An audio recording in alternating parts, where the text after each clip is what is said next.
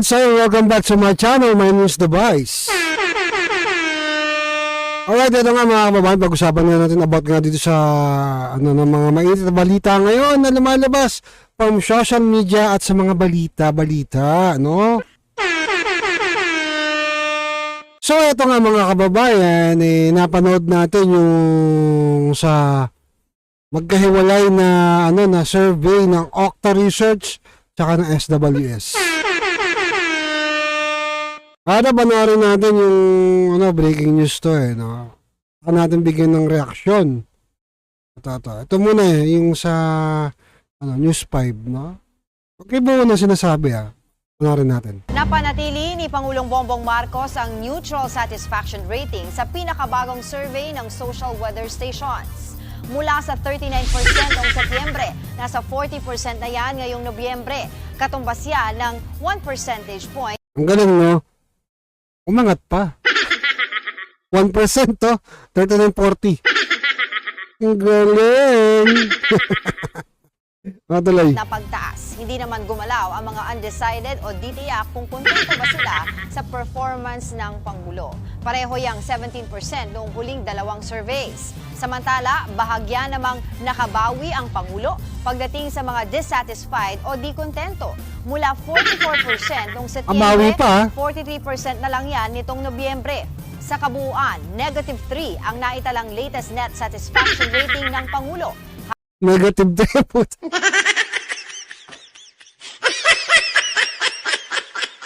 Ang tindi, no? Malamig ba sa sa ibang bansa, no? Sa Amerika. Sa ibang bansa yung nagyayelo ngayon. Halos di nalalayo sa -5 niya noong Setyembre. Pareho po yang may katumbas na rating na neutral. September to November. Ginawa ang survey sa higit 1,200 respondents. Tiyempo ang survey sa gitna ng sunod-sunod na anti-corruption rallies. Mga kapatid, yun, no? Sunod-sunod na anti-corruption rallies. Alam niyo mga kababayan, di ba? Ilan na lang yung naniniwala dito kay Marcos Jr. Sorry, natabog ko pa yung mic. Ilan na lang yung mga naniniwala dito kay Marcos Jr. Kung tutusin mga kababayan, yung mga naniniwala dito, yun yung mga bobo tanga na lang. Mga bobo tanga, kundi naman tanga, bayad. Naalala niyo yung mga lumabas na issue ng mga bayad na vlogger, diba? Tapos, nagpunta yung isang vlogger na DDS, na si Jesus, sa Ilocos, biglang nagpuntahan din yung mga yung mga vlogger na administrasyon. Mga nagdunong-dunungan. Sabi nila, hindi naman yan. Phase 1, phase 2. Phase 2 yung mukha nyo. Sabi ni Dison, dapat buo. For the record, tignan nyo yung video ni Dison. At ang matindi nito, nag-video pa sila. Wala naman gumagawa. Putasan yung mga gumagawa ron. Ano holiday? Ay, yun yung unang napansin ko doon, wala yung mga taong gumagawa. Sana binidyoan nila yung gumagawa. Wala Tabaw. Abay tayo dito sa issue. Nga dito sa -3 si Marcos. From September, -5. Hanggang umabot ng November is -3. O sino pa matutuwa nun? Diba, mga kababayan? Kaliwat kanan yung korupsyon na nangyari sa bayan natin. Mamaya natin pag-usapan yung tungkol sa impeachment, Susunod natin yung dito. Ito naman yung sa GMA. Panoorin natin sa GMA ito. Bumaba ang trust rating ni Pangulong Bongbong Marcos habang bahagya naman tumaas ang kay Vice President Sara Duterte batay sa pinakahuling tugon ng masa survey ng Okta Research. Bumaba Mula talaga. sa 57% noong Setyembre, bumaba sa 48% ang trust rating ng Pangulo nitong December 2025. Bumaba rin ang performance rating o nasisiyahan sa pagganap niya sa kanyang tungkulin mula 54% sa 51%. Bahagya namang tumaas sa 53% nitong Disyembre ang trust rating ni Vice President mula sa 51% noong Setyembre, habang mula sa 49%, tumaas sa 54% ang performance rating ni Duterte. Isinagawa ang survey noong December 16 hanggang 20. O, di ba yung kanina, September to November. Ito naman, December. 2025, sa 1,200 respondents, edad 18 pataas. Meron itong margin of error na plus minus 3%. No. So, alam mo, marami pa rin po talagang nagtitiwala. 'Di ba kay BP Inday Sara. Kahit na anong batikos nila, paggawa nila ng ano, 'di ba? Tandaan niyo mga kababayan na kaya ginagawa nila 'yan kasi para sa 2028, alam ho natin yung galawan nila. 'Di ba? Kahit nga ang Supreme Court, 'di ba? Alam nila bakit nila ipinipilit yung ano na 'yan, yung impeachment na 'yan kasi political ano 'yan eh. Ha? Kasi kahit sa mga banda tignan, talagang political ang motive niyan. Hindi yan para sa panagutin. Bakit hindi natin panagutin muna yung mga taong nagnakaw sa flood control? At speaking of flood control, hindi ho dapat natin yan kalimutan. Kasi ang laking ano niyan. Tignan niya, ngayong panahon po, hindi ho nag-uulan. Pero pagpasok ng tag-ulan, check na naman. Yari na naman, di ba? Yun yung sinasabi dyan. Kaya mga kababayan, hindi mo mawawala yung bagay na pagbaba, di ba, ng rating nito ni Marcos Jr. Unang-una, tignan nyo, di ba? Ito, dagdag na natin to mga kababayan. Ito yung breaking news sa balita. Hindi. Ayun yung breaking news sa balita mga kababayan. Ayan, no? Ayan, no? Tantakin niyo yan mga kababayan, no? Impeachment versus PBBM, ibinasura ng Kamara. Diba? Halatang halata ang Kamara na kailangan na protektahan si boss. Kasi ang dami nila nakuha eh. Diba? Diba, dun sa nangyari ng budget ng 2025, ay mga nakaraan, diba? Ang dami nila nakuha, lahat sila may mga bilyones. Diba? Isipin mo, ang trabaho ng congressman is gumawa ng batas. Dito ka magtataka, kaya nga sabi ni Ted Pai, ang trabaho nila is gumawa ng batas. Bakit nakikialam sila doon sa gawaing ano, diba? Pang pamayanan, taong bayan. Yeah. Ayaw musga. Kaya hindi mo natin maaalis sa isipan natin, ang dami yung pumaldo. As in, paldong-paldo. Nandyan yung naka-artista ban na nawala na ngayon, hindi na ngayon nagpaparamdam. Andyan yung nagsusuotan ng mamahaling relo, diba? Mga mamahaling sasakyan. Tapos tawag nun, yung mga pananamit nila, di ba? Mga bag. Tapos ang dami natin kababayan na naghihirap. Hanggang ngayon. Lugbok na lugbok ang bansang ito dahil sa korupsyon. Diba? Basahin natin ha. Dahil umano sa inefficient in substance. Ayan. Kabotohan ngayong Pebrero 4, nakakuha ng unang reklamo na inihain ni Attorney De Jesus. Andre De Jesus, ang 42 na boto pabor sa dismissal at isang boto kontra at isang absentation. Diba? Samantala sa ikalawang reklamo ng Makabayan Black ay nabigo matapos matalo ang motion na ideklarang sapat na ang botong 7 pabor sa 39 na kontra at 0 na absentation. Diba? Minumura-mura na lang tayo nito mga kababayan. Kaya wag ko kayo maniniwala dito sa sitwasyon na to. Kasi kung tutusin mo talaga mga kababayan, ewan ko lang kung mapapanagot papanagot si BBM sa impeachment niya. Ha? Mas tatrabahuin pa nila yung kay BP Inday Sara. Kasi ito, ang nakikita ko dito nakikita ko lang naman, komento ko lang naman. Parang, ano lang to, di ba? Play, parang laro, ano lang, scripted. Di ba? Laro lang, ano lang to, kumbaga palabas lang. Pero may target dito, mga kababayan, si BP Inday Sara. Para wag makaporma sa 2028. Ha?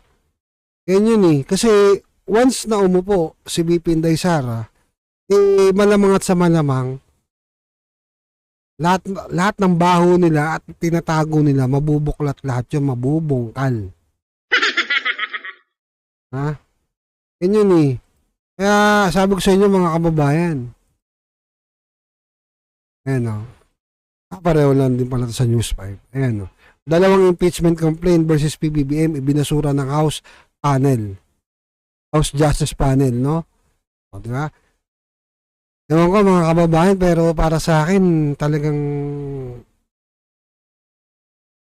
binusog nung una eh.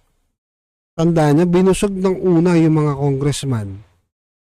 Sinigurado nila na pagdating sa congressman, hanggang senado kami, pagkakalam ko, binusog din nila eh. Ha? Yun eh. At ito nga may chismis nga ako sa inyo. Ito chismis lang naman. Chinismis lang naman din sa akin. Chismis lang naman din sa akin mga kababayan. Meron akong isang naging nasakay na pasahero. Pasahero talaga yun. Alam niyo na kung anong trabaho ko. Nasakay ko siya. Ang kwento, diba, grabe daw po talaga. Diba yung korupsyon ngayon. Kinukwento naman nung amo niya. Yung amo niya, dating kontratista din ng tatay nito. Hindi ko na mapapangalanan. Ha? Tapos, yung pamangkin nun, nadawit ngayon sa flood control. Isang kontratista din. Ang sabi ng tsuhin, kinukwento sa akin ng driver ang sabi ng tsuhin, yari kayo dyan pag pumutok yan. Nga daw pumutok yung issue na yan sa flood control. Pumutok. Yun. Ha? Kaya sumabot daw. Sabi nung kasi kinukwento tapos kinukwento nung dating kontratista din na yung tatay nito ni Junior. Ha? Noon kasi may proyekto. Nakikita. Kung meron ng bagay na na korupsyon, hindi ganun kalala. Pero doon ngayon, grabe daw talagang walang project. As in, ghost project daw talaga. So, ganun katindi yung korupsyon ngayon. Kaya, tas kinukwento sa akin, nung driver. Sabi niya, hindi, yung pamangkin yan, pag pupunta nga dito niyan, ang yabang niyan, ang daming sasakyan, papalit-palit.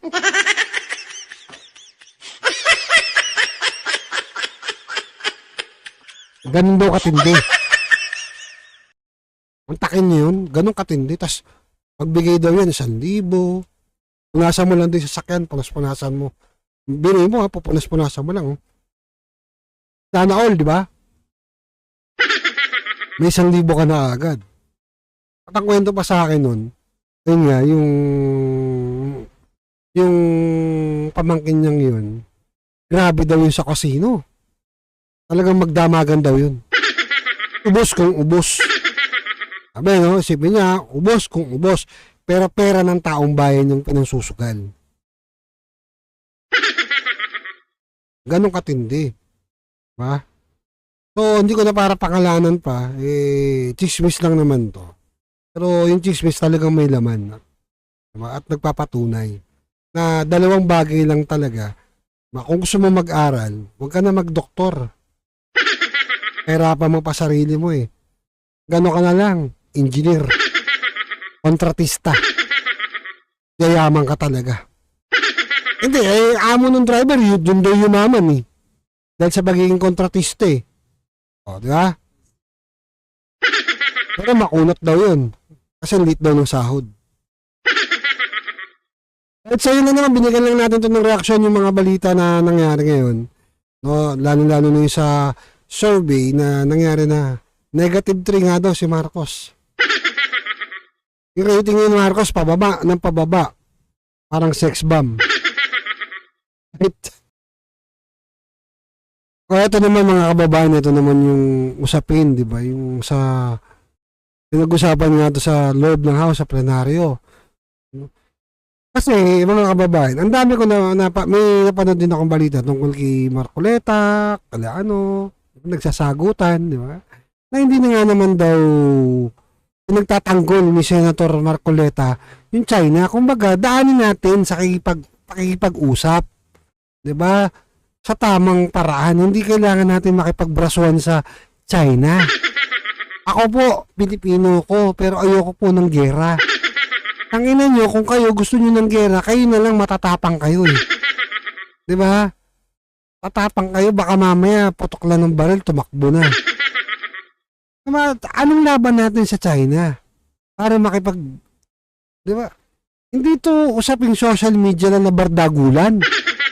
Diyos mo yung Santissima Marmar.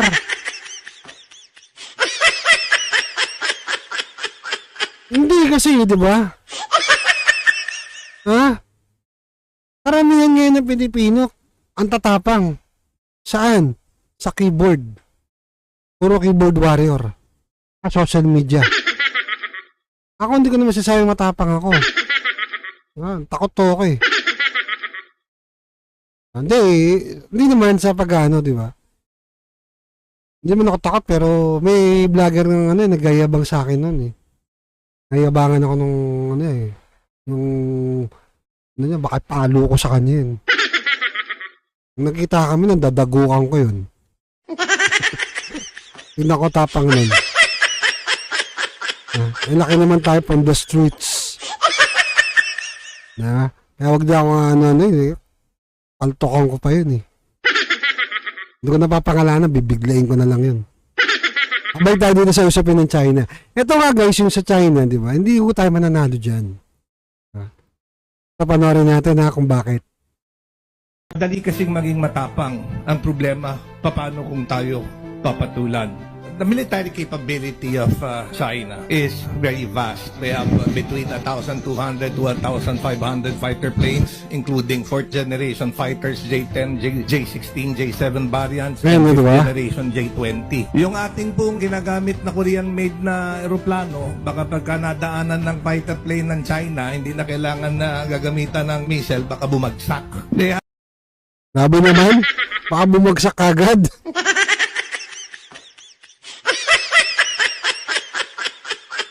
Oh, grabe.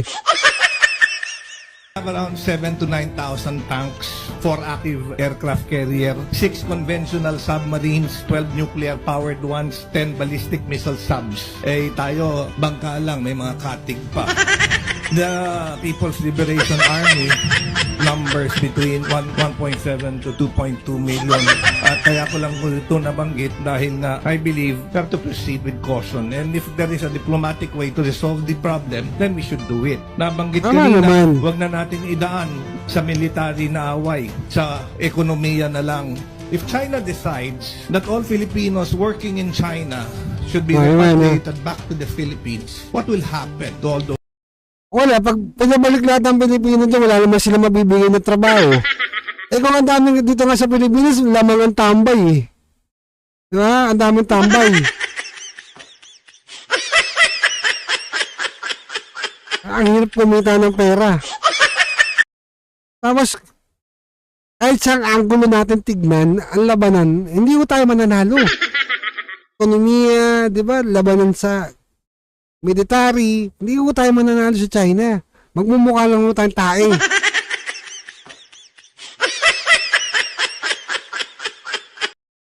Kasi hindi naman to usapin na di ba, na ganun-ganun lang basta-basta na parang ang dating natin, dapat tayong katakutan kagad.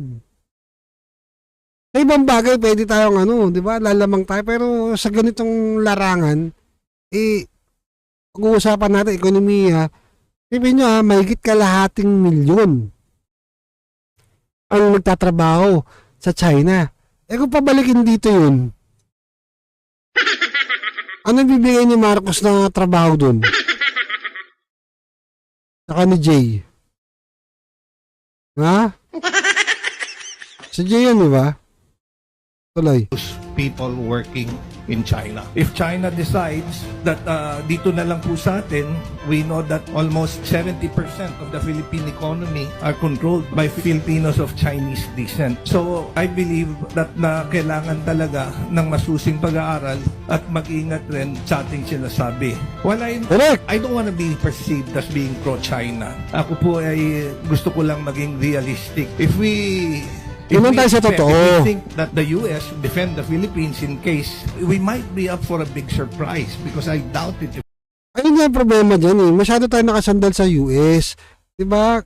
Ano ba gusto nyo mangyari? Magaya tayo sa Ukraine. Ha? Tapos ang presidente nila, diba? Dating komedyante. Rayco. Ha? Kayo umusga. Tapos ang presidente natin ngayon, hindi ko alam kung ano. Wala akong kapag-pag-asa. The US will come to the defense of the Philippines.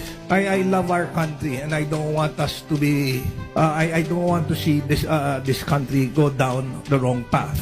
And I want us to tread carefully. Dahil we have to choose the fights that we want to go into. We cannot be remiss in our duty. If we want to protect the Philippines, then let's protect it. Kanina nabanggit ng ating kasamaan Congressman Nabante that China should respect us. But respect is not asked, it is earned. And I think we will earn it if we show that we deserve that respect from these other countries. Ay, nako. Ano mo, mahirap po talaga yan. Diba? Kasi, kahit sang angulo tignan, economy, lamang sa atin ng China. Diba? Eh, krimen nga ng, ano dito sa atin eh.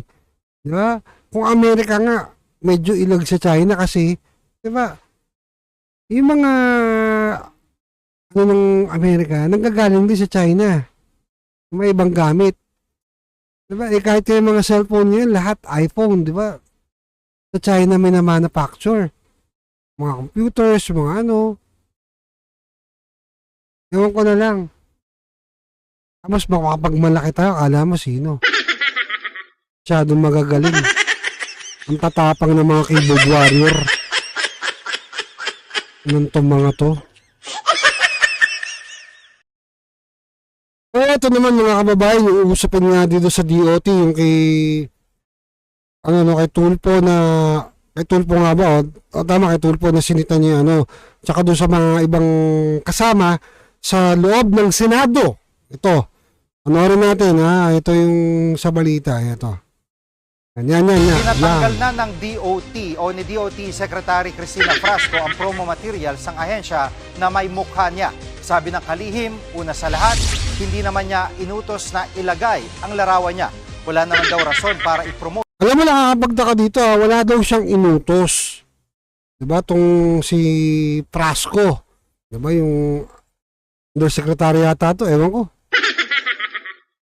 Diba, wala daw siyang inutos. Eh, lahat naman yan, pag dumadaan po sa pinapa-approve sa kanila bago ilabas. Ha? Ako hindi ako naniniwala walang approval to.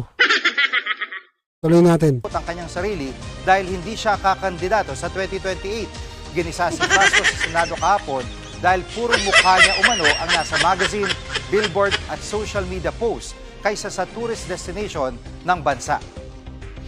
I've actually already issued an order to take down any material that may bear my image, to not produce any material that may bear my image. If we could request our LGUs just so to take this issue of such small importance out as a distraction.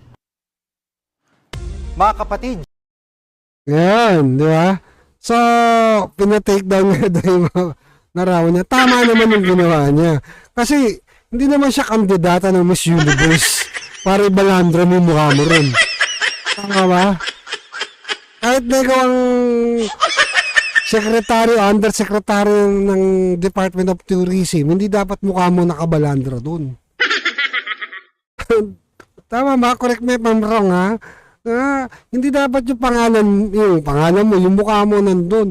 Ang dapat na nakalagay doon, yung magagandang tourist sa bansa natin na makakahikayat ng mga turista, ng mga banyaga.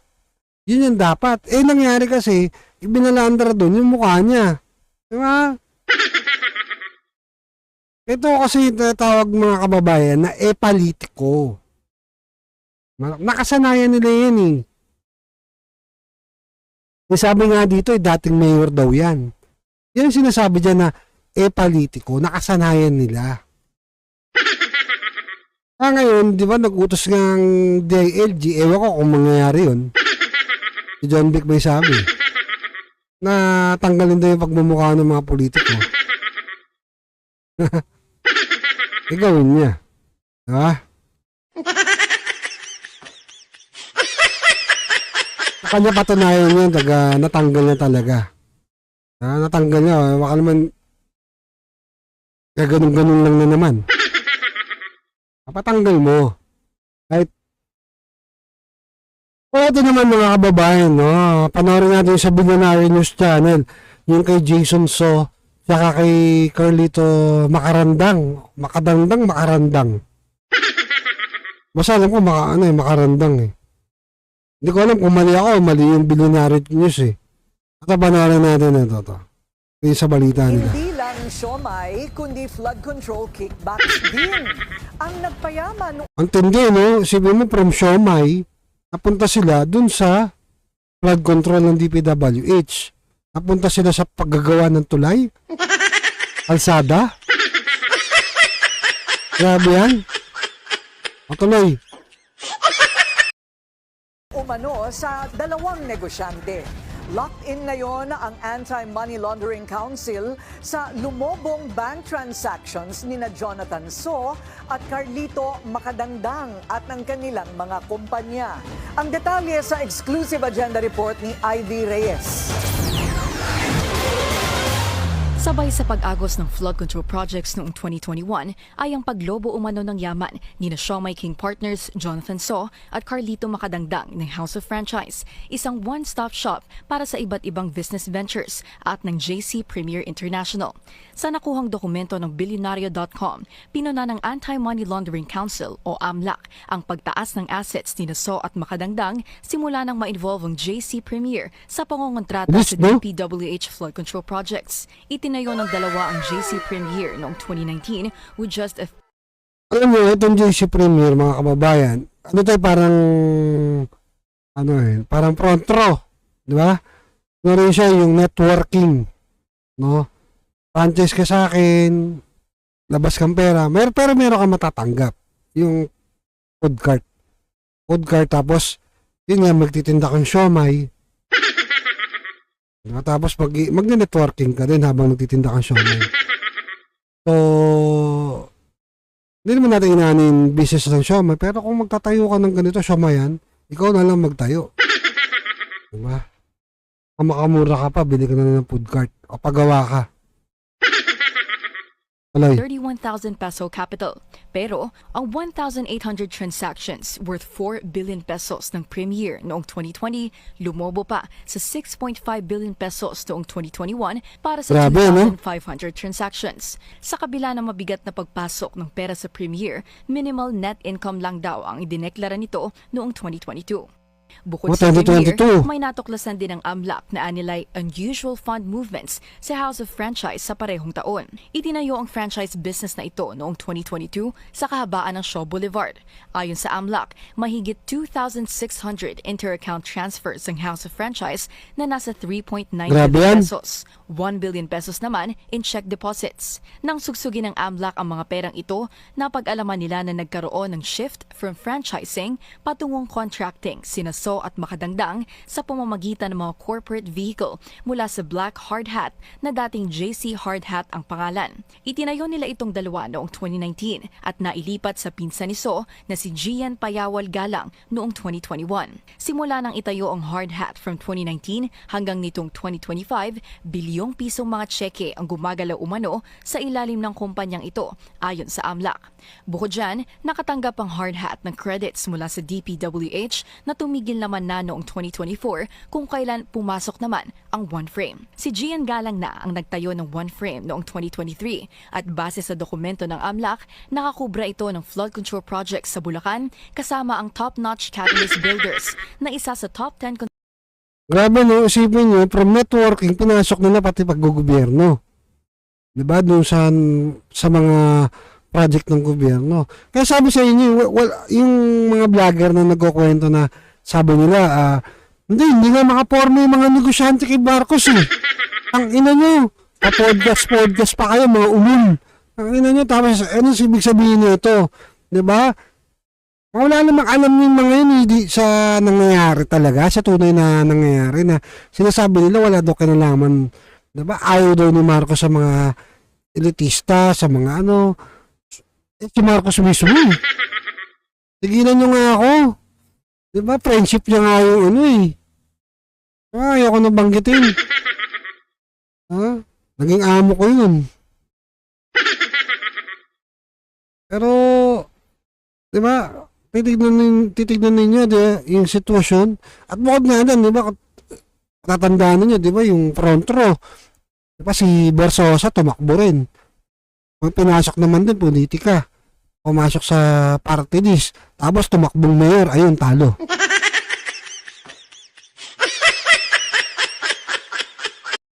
Kasi ganito yung nangyayari sa atin mga kababayan, di ba?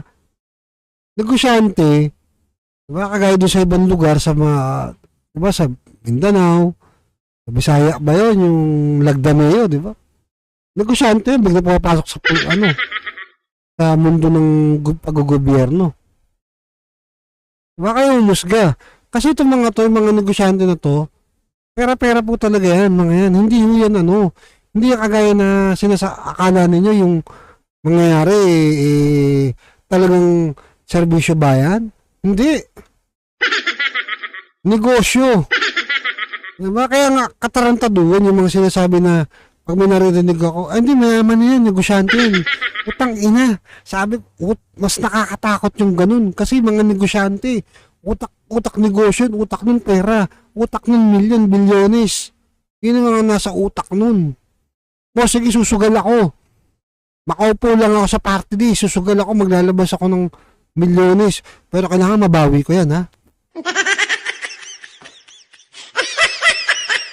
Gets nyo?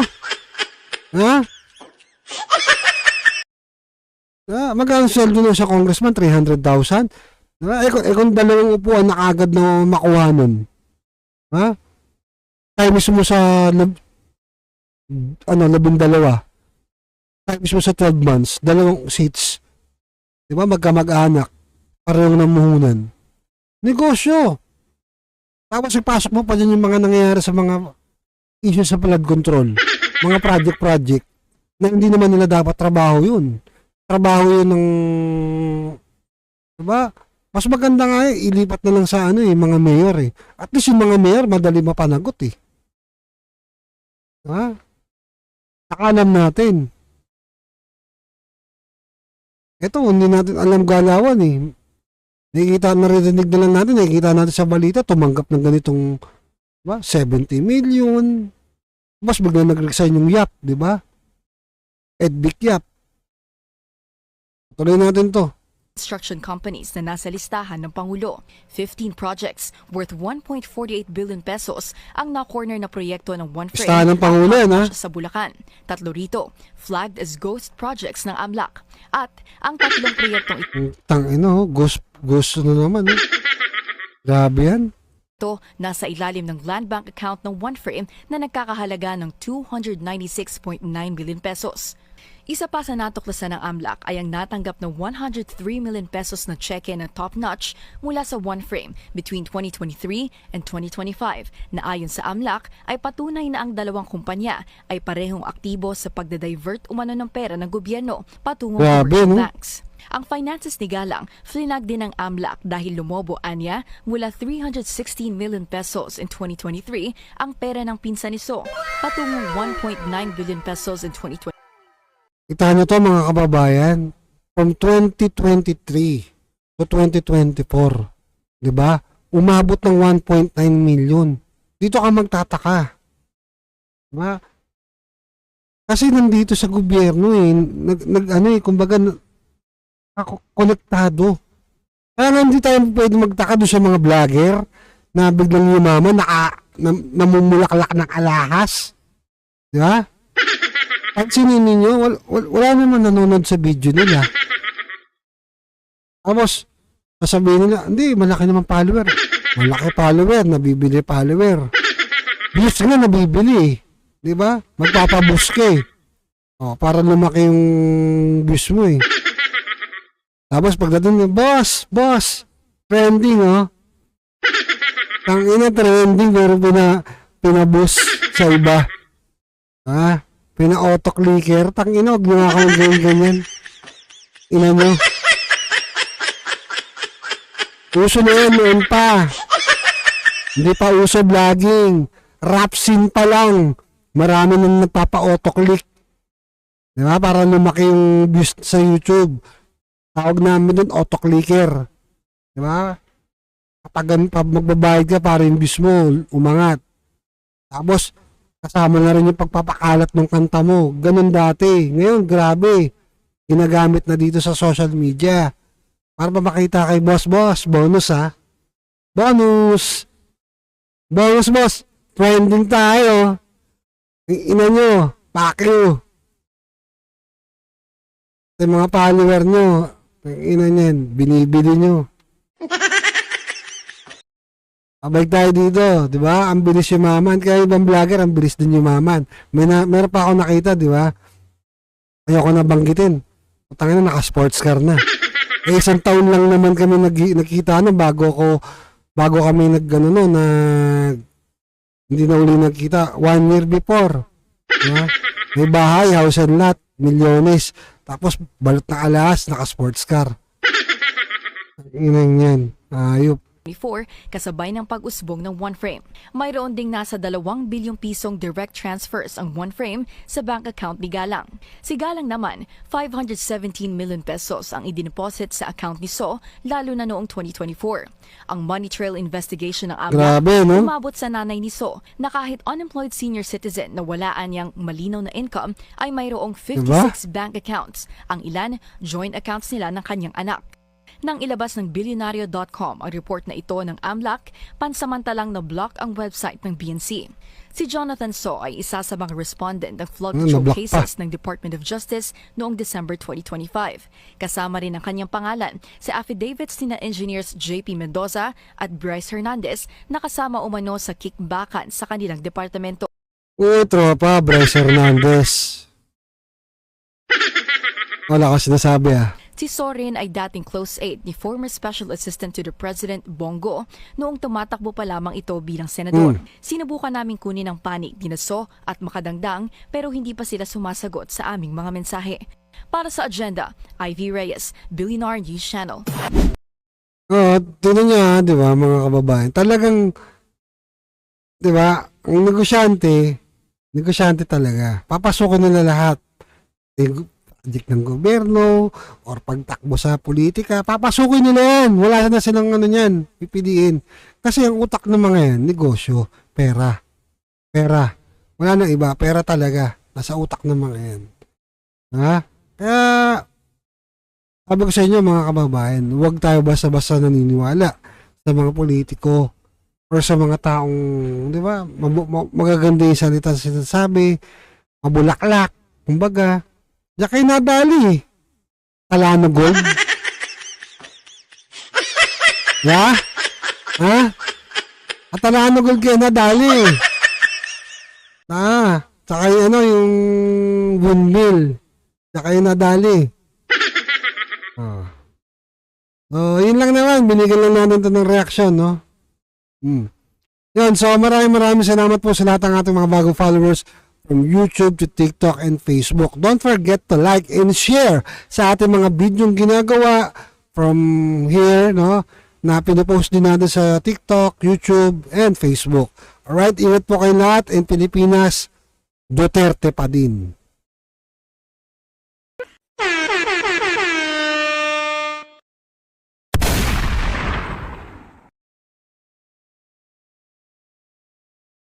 Ay, nako.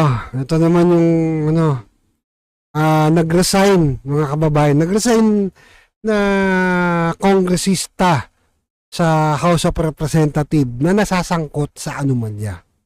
Panoorin natin yung video, yung sa balita. No?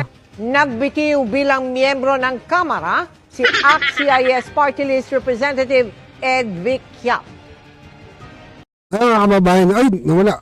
Sorry. Nawala. Nagbitiw bilang miyembro ng Kamara si ACT-CIS Party List Representative Ed Vic Yap. Alam niya, ito Hindi, ito lang Alam niyo yung ACT-CIS, di ba? Yan yung hawak ng mga tulpo. Diba? Tsaka yung pinopromote nila. Diyan din galing, alam ko si di ba? Si Erwin. Erwin Tulpo, di ba? Erwin Tulpo, ano ba tunay na pangalan niya? Hindi, ako tatanong lang Tuloy. Receipt of a letter from Representative Edvic Yap of ACT-CIS Party List informing the House of Representatives of his resignation as member of the House. Binasa sa plenaryo kanina ang kanyang sulat kaugnay sa pagbibitiw. Walang binanggit na dahilan nito. Bago yan, sinabi ni Ombudsman Jesus Crispin Remulla na batay sa report ng Anti-Money Laundering Council, isa si Yap sa tumanggap ng hindi bababa sa 70 milyong piso mula sa mag-asawang Curly at Sara Diskaya. Grabe, no?